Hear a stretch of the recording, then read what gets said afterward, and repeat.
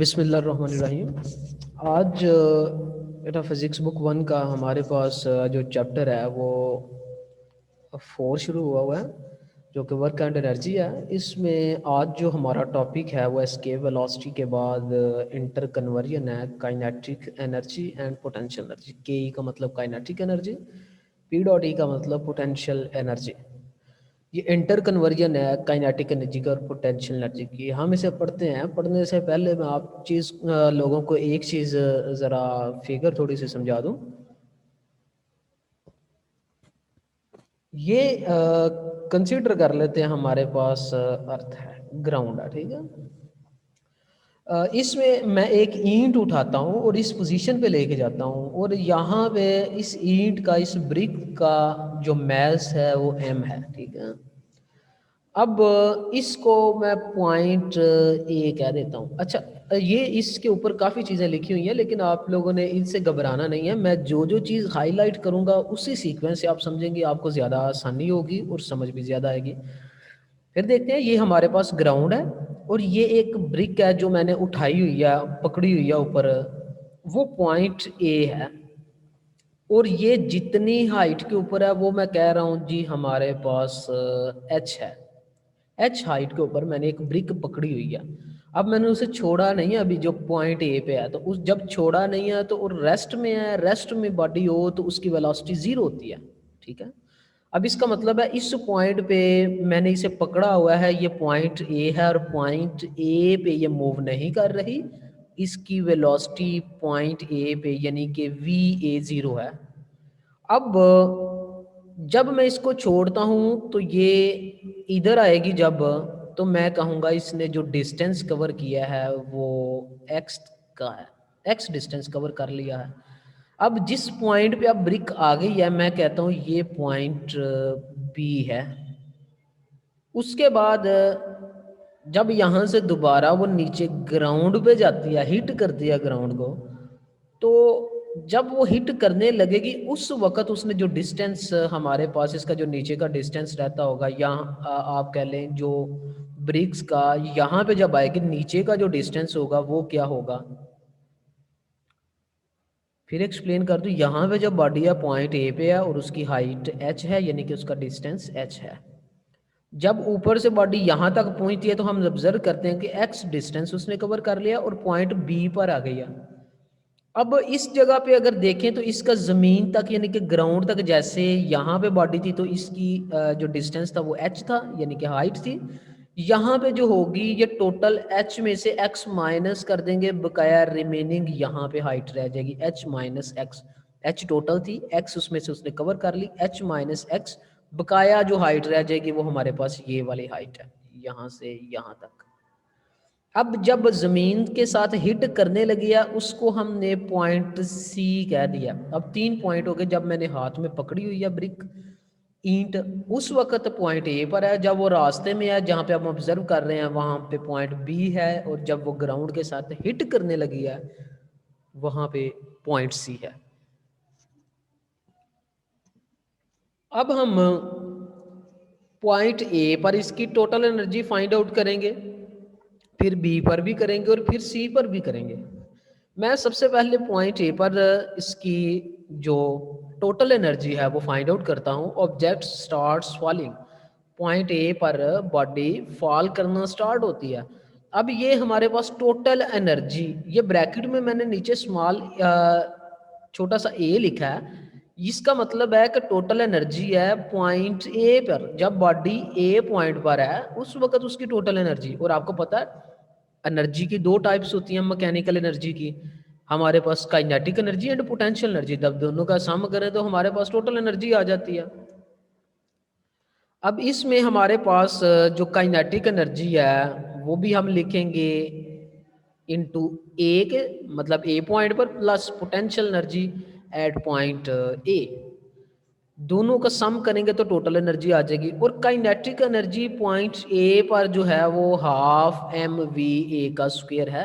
आपको पता है काइनेटिक एनर्जी का फार्मूला हमने पीछे पढ़ा है, हाफ एम वी स्क्वायर, लेकिन ये पॉइंट ए पर है इसलिए स्मॉल ए भी साथ डाल दिया। प्लस पोटेंशियल एनर्जी का फार्मूला होता है एम जी एच, जो कि हमारे पास mgh और h हाइट है पॉइंट ए पर।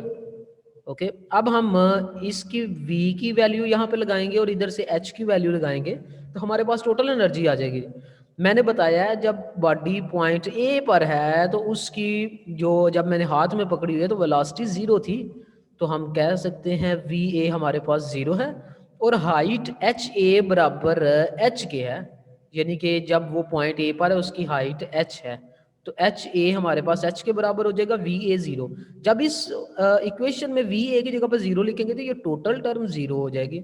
जब ये टोटल ज़ीरो हो गई तो हमने यहाँ पे ज़ीरो लगा दिया, प्लस एच ए की जगह पे एच लगाएंगे तो एम जी एच हो जाएगा, दोनों को ऐड किया तो हमारे पास एम जी एच आ गया।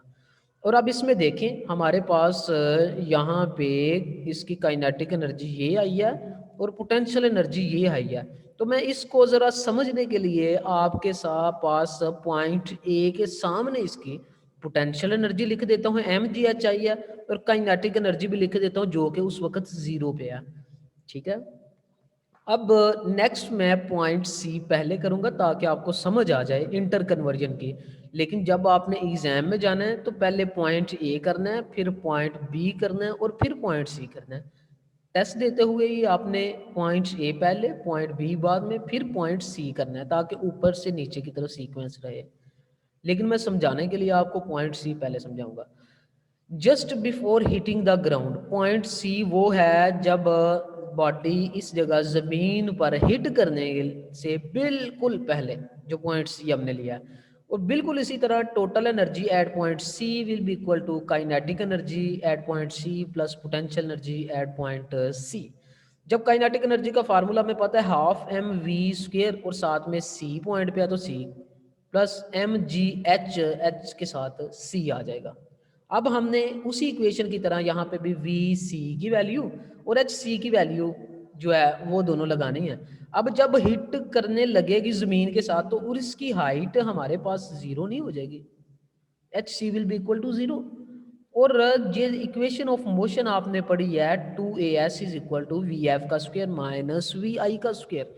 इस इक्वेशन को हम अपने सिनेरियो के मुताबिक चेंज कर लेंगे और यहाँ टू वैसे का वैसे ही ए की जगह पे जी लिखा है, क्योंकि हमें पता है जब हमारे पास बॉडी ऊपर से नीचे आ रही हो तो उसका एक्सेलरेशन जी के बराबर होता है, और ये पॉजिटिव होता है जब नीचे आ रही होती है ज़मीन की तरफ, जब ज़मीन से दूर जा रही हो नेगेटिव होता है। और ये ब्रिक्स जो है, ये ब्रिक नीचे आ रही है ईंट, तो इसकी प्लस जी होगी वैल्यू ए की जगह पे। और एस डिस्टेंस उसका हमारे पास जो डिस्टेंस है कितना उसने कवर किया ऊपर से लेकर नीचे तक हिट करने तक, ये एच डिस्टेंस कवर किया। इसकी जगह पे एस जो डिस्टेंस कवर हुआ है वो है H is equal to V F का स्क्वायर। वी एफ मतलब जहाँ पे वो आके गिरने लगे उस वक्त उसकी वेलोसिटी वो हमें पता नहीं है कितनी है, तो हमने वी सी का स्क्वायर लगा दिया कि velocity at point C minus V I मतलब इनिशियल जब वो चली थी उस वक्त उसकी वेलोसिटी कितनी थी, तो वो हमने बताया जब हमने उसे पकड़ा हुआ पॉइंट ए पे उसकी वेलोसिटी ज़ीरो थी, ये वी आई की जगह पे ज़ीरो आ गया। अब हमारे पास वी सी का स्क्वायर बराबर आ जाएगा टू जी एच के। अब ये दोनों वैल्यूज़ एच सी की वैल्यू ये वाली और इधर से वी सी की स्क्वायर ये वाली वैल्यू दोनों इस इक्वेशन में पुट कर देंगे। हमारे पास हाफ एम वी सी की जगह पे two G H plus M G H C हमारे पास ज़ीरो आया था हाइट उसकी, तो ये टोटल हमारे पास ज़ीरो हो जाएगा। और ये टू टू से कैंसिल हो गया, M G H total energy हमारे पास एम जी एच आ जाएगी। और यहाँ पे देखें आप एक चीज़ आपने ऑब्जर्व की होगी, इसमें जो हमारे पास काइनेटिक एनर्जी आई है वो हमारे पास आई है एम जी एच। इन दोनों को टू टू से काटने के बाद हमारे पास एम जी एच रह गया, लेकिन काइनेटिक एनर्जी क्या आई है ज़ीरो हमारे पास। Sorry, kinetic energy M G H आई है लेकिन पोटेंशियल एनर्जी हमारे पास ज़ीरो आई है। इस चीज़ को भी हम पॉइंट सी के बिल्कुल एंड सामने लिख देते हैं, पोटेंशियल एनर्जी ज़ीरो और kinetic energy M G H. अब यहाँ पे देखें जब हम स्टार्ट पे थे बॉडी की पोजीशन को ऑब्जर्व किया, पोटेंशियल एनर्जी मैक्सिमम थी, काइनेटिक एनर्जी ज़ीरो थी। जब वो ज़मीन के साथ हिट करने लगी उस वक्त उसकी पोटेंशियल एनर्जी ज़ीरो है लेकिन काइनेटिक एनर्जी मैक्सिमम है। इसका मतलब है कि जो पोटेंशियल एनर्जी थी वो कन्वर्ट हो रही थी काइनेटिक एनर्जी में। हमने फर्स्ट पोजीशन देखी और लास्ट पोजीशन देखी। फर्स्ट पे काइनेटिक एनर्जी 0 थी बॉडी की, लेकिन जब वो नीचे पहुंची है तो काइनेटिक एनर्जी मैक्सिमम हो गई है। लेकिन ऊपर मैक्सिमम थी पोटेंशियल एनर्जी, वो नीचे आके वो भी तो 0 हो गई है ना। आप इस चीज़ को भी ऑब्जर्व कर रहे हैं, एक चीज़ अगर कम हो रही है तो दूसरी बढ़ रही है। एक ऊपर मैक्सिमम है, वो नीचे आके 0 हो जाती है। जो ऊपर 0 थी वो नीचे आके मैक्सिमम हो जाती है। इसका मतलब है एनर्जी कन्वर्ट हो रही है, एनर्जी की कन्वर्जन हो रही है। अब हम देखते हैं पॉइंट बी पर क्या सुनैरियो है। अब पॉइंट बी के ऊपर देखना है, when object is between points A and C. B वो वाला पॉइंट है जब बॉडी ए और सी के सेंटर में है। अब हम क्या करते हैं, बिल्कुल वही formula, total energy at point B will be equal to kinetic energy at point B plus potential energy at point B.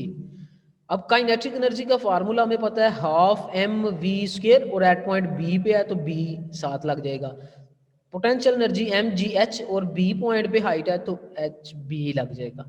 अब इसमें भी हमने वी बी का स्क्वायर जो है ये वैल्यू फाइंड आउट करके लगानी है, और एच बी की वैल्यू लगानी है।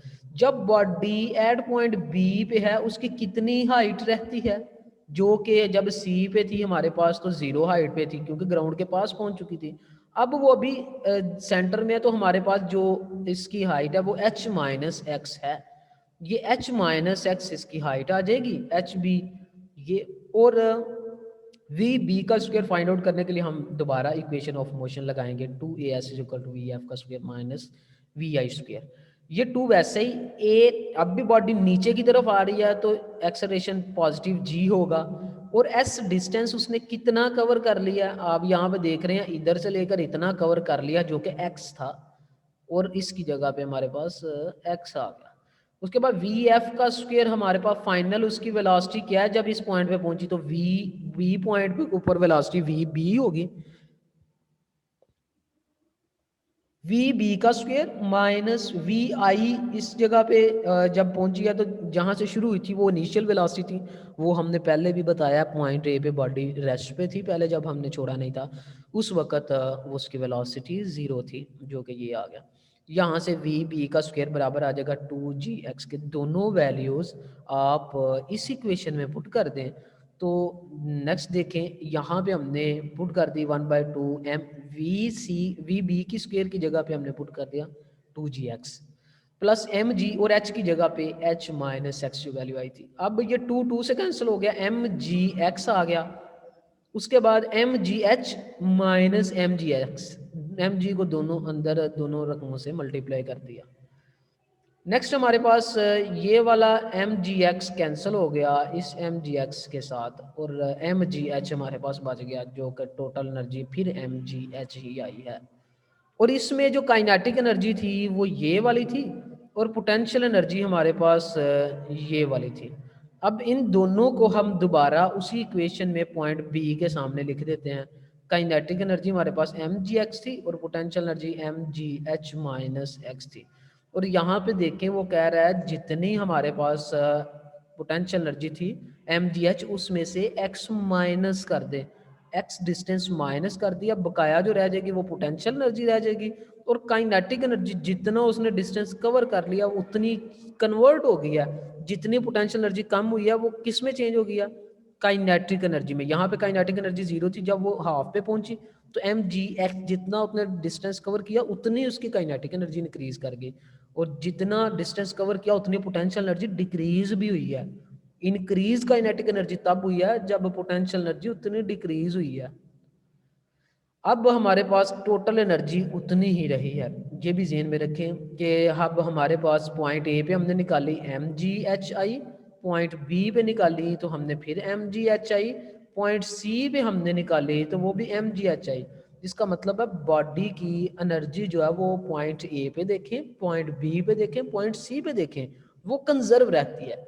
लेकिन उसकी kinetic energy potential energy change होती रहती है, जितने डिस्टेंस कवर करती है पोटेंशियल एनर्जी चेंज होके काइनेटिक एनर्जी में कन्वर्ट हो जाती है।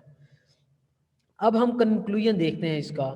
ये वो कंक्लूजन है जब हम इग्नोर कर रहे हैं एयर फ्रिक्शन को, क्योंकि जब हमारे पास बॉडी ऊपर से नीचे आएगी तो इसमें एयर तो लगेगी लाजमी, लेकिन हम अभी इग्नोर कर रहे हैं, तो ये आइडियल सा केस हो जाएगा हमारे पास।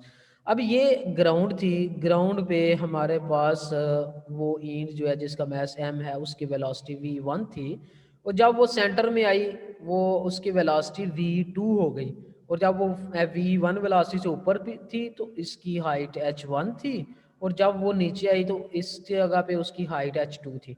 तो हमें पता है जितना लॉस होता है, जितना ऊपर से बॉडी नीचे आती है, पोटेंशियल एनर्जी जितनी कम होती है उतना गेन होता है काइनेटिक एनर्जी में। जितनी पोटेंशियल एनर्जी कम हो रही होती है उतनी ही काइनेटिक एनर्जी ज्यादा भी हो रही होती है।